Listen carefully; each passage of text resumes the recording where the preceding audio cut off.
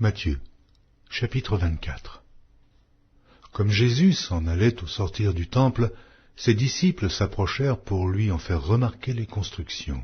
Mais il leur dit, « Voyez-vous tout cela?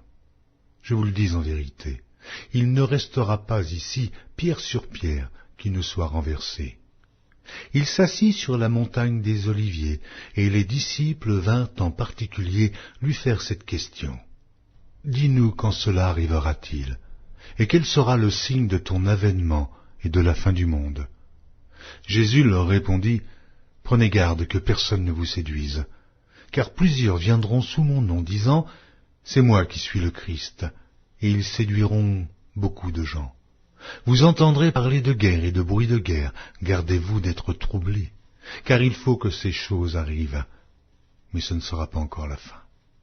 Une nation s'élèvera contre une nation, et un royaume contre un royaume, et il y aura en divers lieux des famines et des tremblements de terre.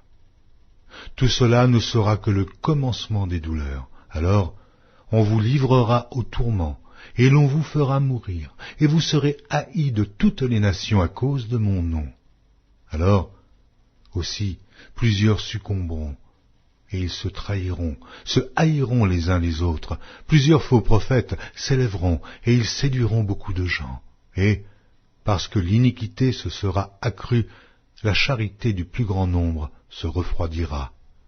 Mais celui qui persévérera jusqu'à la fin sera sauvé. Cette bonne nouvelle du royaume sera prêchée dans le monde entier pour servir de témoignage à toutes les nations. Alors viendra la fin.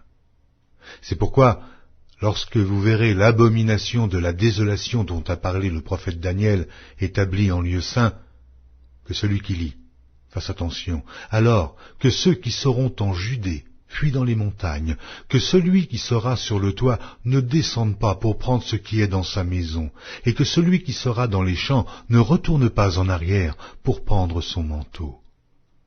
Malheur aux femmes qui seront enceintes, et à celles qui allaiteront en ces jours-là.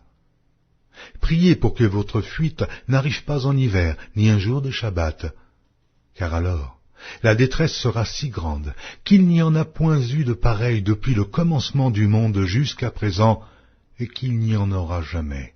Et si ces jours n'étaient abrégés, personne ne serait sauvé. Mais à cause des élus, ces jours seront abrégés. Si quelqu'un vous dit alors, « Le Christ est ici, ou il est là », ne le croyez pas.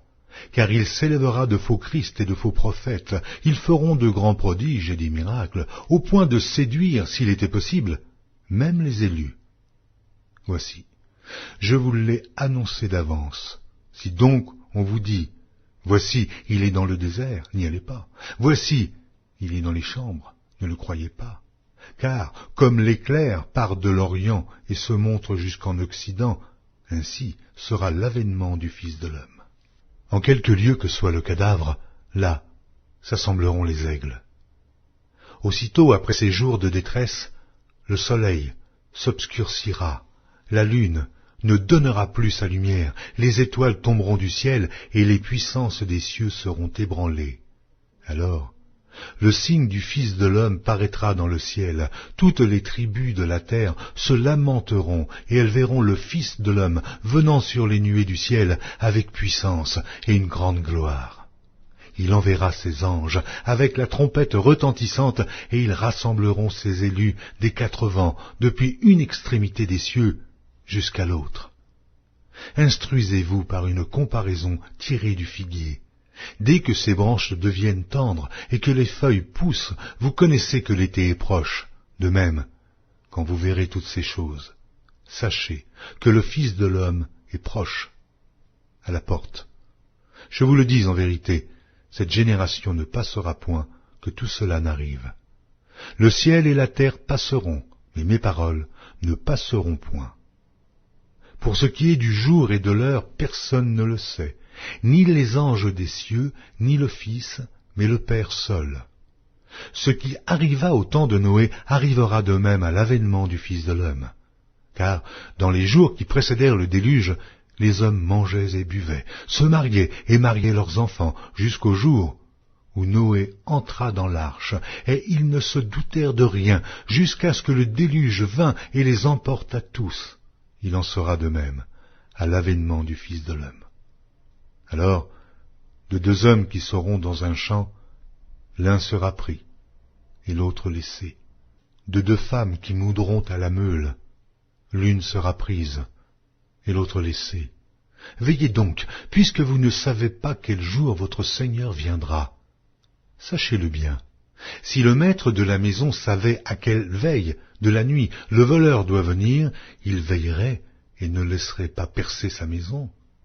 C'est pourquoi, vous aussi, tenez-vous prêts, car le Fils de l'homme viendra à l'heure où vous n'y penserez pas. Quel est donc le serviteur fidèle et prudent que son maître a établi sur ses gens pour leur donner la nourriture au temps convenable? Heureux ce serviteur que son maître à son arrivée trouvera, faisant ainsi. Je vous le dis en vérité, il l'établira sur tous ses biens.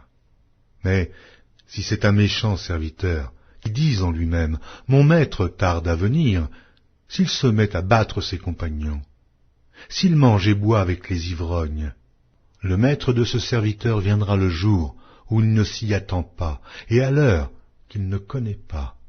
Il le mettra en pièces, et lui donnera sa part avec les hypocrites. C'est là qu'il y aura des pleurs et des grincements de dents.